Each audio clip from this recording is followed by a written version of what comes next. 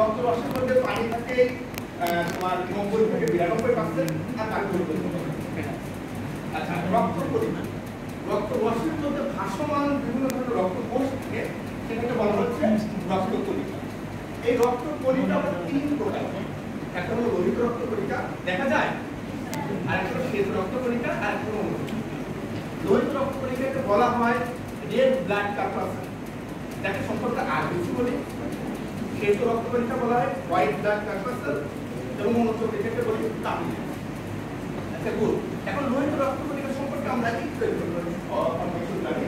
সেটা হলো লোহিত রক্ত কণিকা গোল দ্বি-অবতরণ চাকতির মতো। আমরা দেখি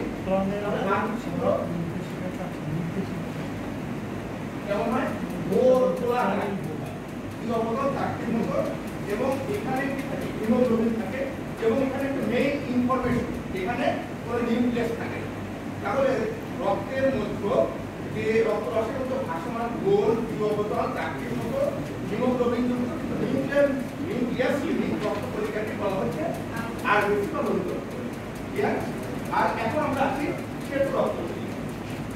শ্বেত রক্ত কণিকা আমরা কি শিখেছি? ডাব্লিউবিসি বা হোয়াইট ব্লাড কর্পাসেল। তাহলে রক্ত রসের মধ্যে ভাসমান যে সকল রক্ত কণিকা নিউক্লিয়াস যুক্ত, তাহলে লোহিত রক্ত কণিকাতে কি থাকে না? নিউক্লিয়াস থাকে না। আর শ্বেত রক্ত কণিকাতে কি থাকে? নিউক্লিয়াস থাকে, কিন্তু শ্বেত রক্ত কণিকাতে হিমোগ্লোবিন থাকে। তাহলে রক্ত রসের মধ্যে ভাসমান যে সকল রক্ত কণিকা নিউক্লিয়াস যুক্ত কিন্তু হিমোগ্লোবিন থাকে, তাদেরকে বলা হয় শ্বেত রক্ত কণিকা। কিন্তু আমি আরেকটু বোর্ডের দিকে তাকাও, আমাদের এই স্ট্যান্ড বোর্ডের দিকে দেখো, শ্বেত রক্ত কণিকাকে আমরা কিভাবে বিশেষ একটা হলো বদানাদার শ্বেত রক্ত কণিকা, যেটাকে বলে অ্যাগ্রানুলোসাইট, আর একটা হলো দানাদার শ্বেত রক্ত কণিকা, এটা হলো গ্রানুলোসাইট। যে সকল শ্বেত রক্ত কণিকার সাইটোপ্লাজম অদানাদার মানে দানাহীন, তাহলে তো অদানাদার শ্বেত রক্ত কণিকা বলে।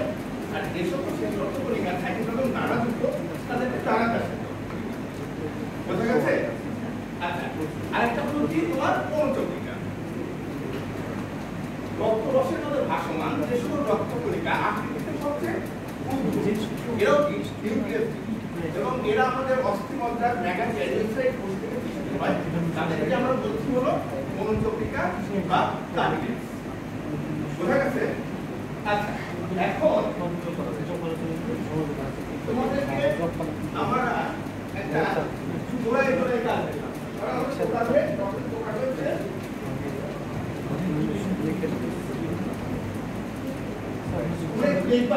যে রক্তের প্রকারভেদ গুলো তোমরা রক্তের কয়েকটি প্রকারভেদ রয়েছে সেগুলি, হ্যাঁ, দুজন করে তবে দুজন করে কাজটা করো। হয়ে গেছে না? আচ্ছা গোল হয়ে গেছে না? আচ্ছা, তাহলে কি পেলাম? রক্তের উপাদান কয়টা বুঝে আলাম? খুব ভালো পেরেছো, ওর জন্য একটা জোরে হাত। আচ্ছা, তাহলে আমাদের প্রকারভেদ করে এখন আমরা একটু কাজ দেবো।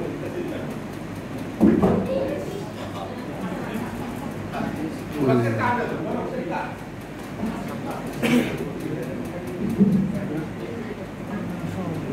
রক্ত সারা দেহে পানি ও তাপের সমতা রক্ষা করে। একটা লোহিত রক্ত কণিকা আমাদের দেহে অক্সিজেন, আমাদের অক্সিজেনটা নিয়ে বাতাস থেকে বাইরে থেকে ফুসফুসের মধ্যে যায় এবং ফুসফুস থেকে সেটা কি করে আমাদের সমগ্র দেহে পরিবহন করে। হ্যাঁ, অক্সিজেন তাহলে মূলত হিমোগ্লোবিনের মাধ্যমে অক্সিজেন পরিবহন করে, এবং খুবই সামান্য পরিমাণে লোহিত রক্ত কণিকা আমাদের বডিতে কার্বন ডাই অক্সাইডটা পরিবহন করে। আর শ্বেত রক্ত কণিকা, শ্বেত রক্ত কণিকা আমাদের দেহে ফ্যাগোসাইটিস প্রক্রিয়ায় রোগ জীবাণুগুলোকে ধ্বংস করে দেয়। আমাদের দেহে যদি কোনো ধরনের রোগ জীবাণু প্রবেশ করে তবে কি আমাদের ডাব্লিউবিসি শ্বেত রক্ত কণিকা ধ্বংস করে দেয়। 4 নম্বর হলো দেহের কোনো স্থান কেটে গেলে পঞ্চকণিকা আমাদের দেহে রক্ত জমাট বাঁধতে সাহায্য করে। এবং আরেকটা বলি আমরা, রক্তের আরেকটা কাজ, পরিবেশের পর যে খাদ্যসার উৎপন্ন হয়, সেই খাদ্যসারটা আমাদের বিভিন্ন টিস্যু বা কোষে এটা পরিবহন করে। তাহলে আমরা রক্তের কাজ বা কার্যগুলো সম্পর্কে আমরা একটা সম্যক ধারণা পাই। সবাই বুঝতে পেরেছ? তাহলে আমাদের রক্তের কার্যগুলো হলো এখন আমি তোমাদের একটা দলীয় কাজ করব।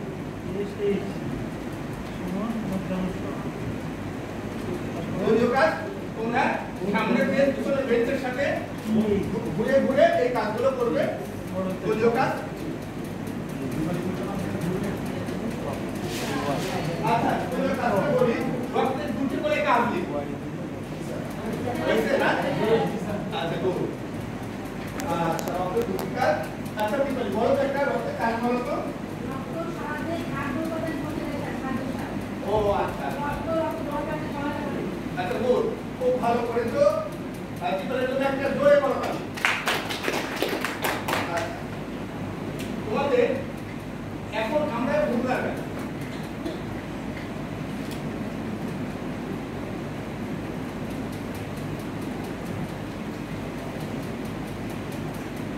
আচ্ছা, মূল্যায়নে শিল্পী বলো রক্তের পিএইচ কত?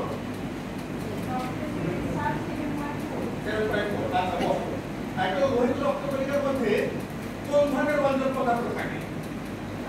হ্যাঁ, আমি বলি স্যার হিমোগ্লোবিন থাকে। আচ্ছা, গুড, জানার জন্য একটা জোরে করো বাড়ি। আচ্ছা, তার মানে তোমরা খুব ভালোভাবে মানে কি বলে আমাদের আজকে এই রক্তবিভাগ বুঝতে পেরেছো। আমার মনে হচ্ছে আর মূল্যায়ন যখন করলাম সেক্ষেত্রে সবটা জিনিস তোমরা মোটামুটি পারবে।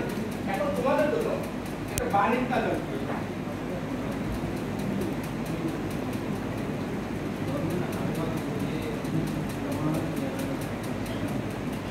আচ্ছা, সবাই খাতে করে বের করো এবং বাণিজ্য কাজটা লিখে রাখো। দেখো রক্তের কাজটা বলি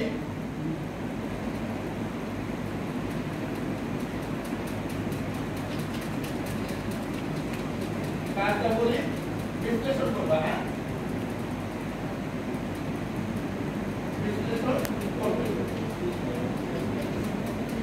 এই রক্তের কার্যাবলী বিশ্লেষণ করার জন্য আমার আজকের ক্লাসটা যেমন ছিল তেমনি তোমাদের সহায়ক গ্রন্থ হিসেবে তোমরা দুটো বইয়ের নাম আমি বলে দিচ্ছি। সেই দুটো বই সাহায্য দেবা। একটা তোমার সহায়ক বই হলো তোমার বই, একটা গাজী আকবর খানের বইটা তোমরা ফলো করবা।